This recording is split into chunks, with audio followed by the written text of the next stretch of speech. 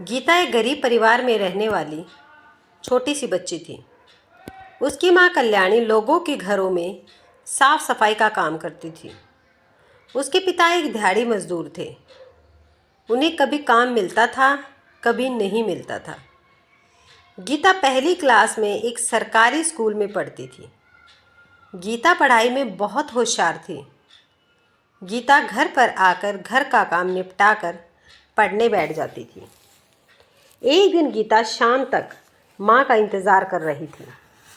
माँ के न आने पर वह परेशान हो गई। शाम को उसके पिता मोहन जी घर आए तो वे गीता को घर छोड़कर कल्याणी को ढूंढने निकले।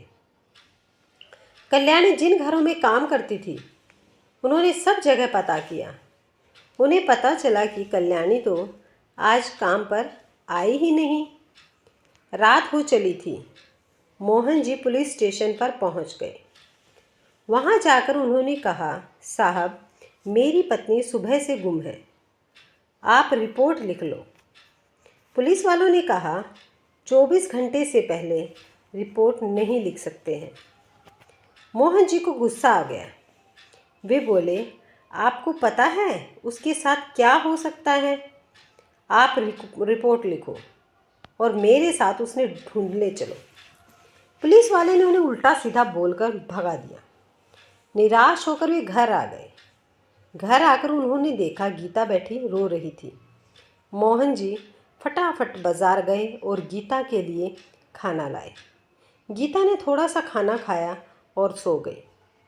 इधर मोहन जी इधर उधर भटकते रहे, लेकिन कल्याणी का कहीं कुछ पता नहीं लगा था।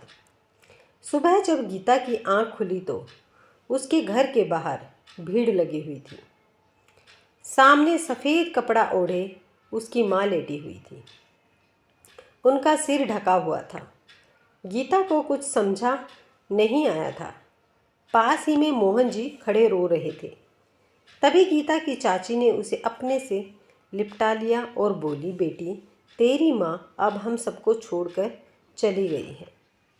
गीता का दिल धक से बैठ गया। उसकी आंखों से आंसू बहने लगे। वह रोती हुई माँ से लिपट गई। उठो ना माँ, उठो, देखो रात को तुमने मेरे लिए खाना भी नहीं बनाया। गीता की चाची उसे संभालने की कोशिश कर रही थी। कुछ देर बाद गीता रोते रोते बेहोश हो गई। उसे सब कुछ दिख रहा था, लेकिन अब उसे होश नहीं था। कुछ देर में उसकी माँ को अंतिम संस्कार के लिए ले गए।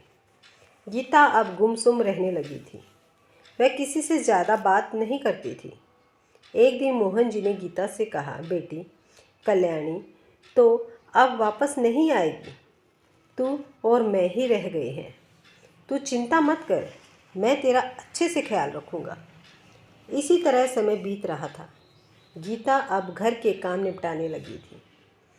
एक दिन गीता मंदिर जा रही थी। वह अब सुबह उठकर नहा धोकर मंदिर जाती थी। उसकी माँ को मरे 2 महीने हुए थे। वह अब माँ के सारे काम करने लगी थी। उसकी माँ मंदिर जाती थी, इसलिए वह उनकी जगह मंदिर जाने लगी। मंदिर में उसे एक बुजुर्ग मिलता था। धीरे धीरे गीता और रंजना जी में जान पहचान हो गई। मंदिर में दर्शन करने के बाद दोनों मंदिर की सीढ़ियों पर कुछ देर के लिए बैठ जाती हैं। रंजना जी ने बातों बातों में गीता के बारे में सब कुछ जान लिया। एक दिन मोहन जी घर पर ही थे। उनका काम छूट गया था। वे इसी उलझन में थे कि अब क्या करें।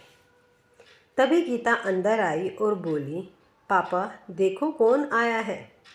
मोहन जी ने देखा तो बाहर एक चमचमाती कार खड़ी थी। उसमें से एक औरत उतरकर उनके घर की ओर आ रही थी। महंगे कपड़े, जेवर पहने हुए। मोहन जी ने इशारे से गीता से पूछा। गीता ने बताया, अरे पापा, ये वही रंजना जी हैं जिनके बारे में मैंने आपको बताया था। ये रोज़ मुझे मंदिर में मिलती हैं।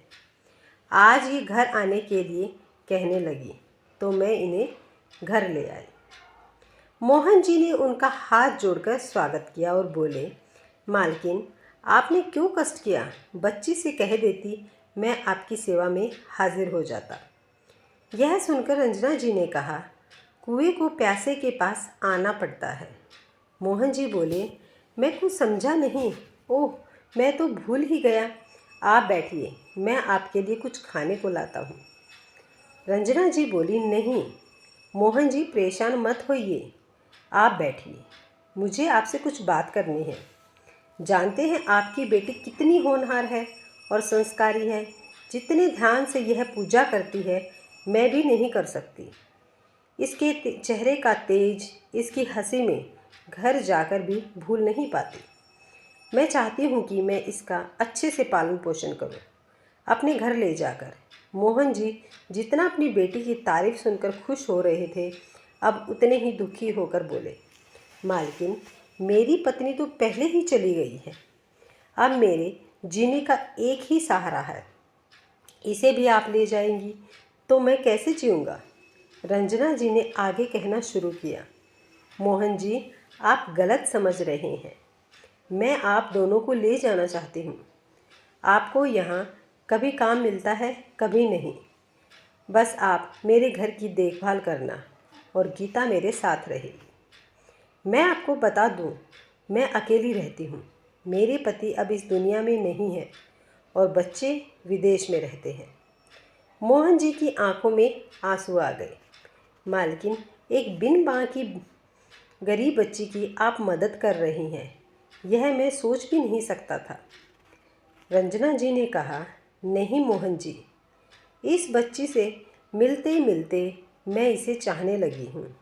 जानते हैं, इससे थोड़ी सी छोटी मेरी पोती होगी, लेकिन उसे मैंने सिर्फ वीडियो कॉल पर ही देखा है। मैं इसका अच्छे से पालन पोषण करूँगी। आपकी बेटी लाखों में एक है। मोहन जी को कुछ समझ नहीं आ रहा था। रंजना जी ने आगे कहना शुरू कर दिया, आप तैयारी कीजिए, मेरे नौकर आकर आपका सामान ले जाएंगे। आप दोनों अभी मेरे साथ चलिए। रंजना जी दोनों को गाड़ी में बिठाकर घर ले जाती है। घर से 2 नौकरों को ड्राइवर के साथ मोहन जी के घर भेजकर ज़रूरी सामान मंगवा लेती है, जिसमें सबसे ज़रूरी गीता की माँ का फ़ोटो था। धीरे धीरे समय बीत जाता है। एक दिन गीता घर आती है। पापा, देखो मैं डॉक्टर बन गई। आज ही मुझे डिग्री मिली है। कल से मुझे सरकारी हॉस्पिटल में जाना है। मोहन जी उसे अपने साथ ले गए। एक बड़े से हॉल में रंजना जी की तस्वीर लगी थी। मोहन जी बोले, बेटी, इन्हें नमन कर जिन्होंने तेरी किस्मत बदल दी। माना ये देवी अब हमारे बीच में नहीं है, लेकिन मुझे आज भी याद है, अपने अंतिम समय में इन्होंने मेरे से यही कहा था कि मेरी यही अंतिम इच्छा है कि मेरा अंतिम संस्कार गीता करे।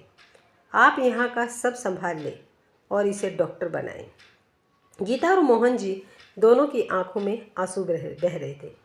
एक तरफ रंजना जी के बेटे थे तो उनके मरने पर भी नहीं आए, और एक तरफ यह एक गरीब लड़की थी जिसने रंजना जी को इतना प्यार दिया कि वो अपना सब कुछ इसके नाम पर कर गई।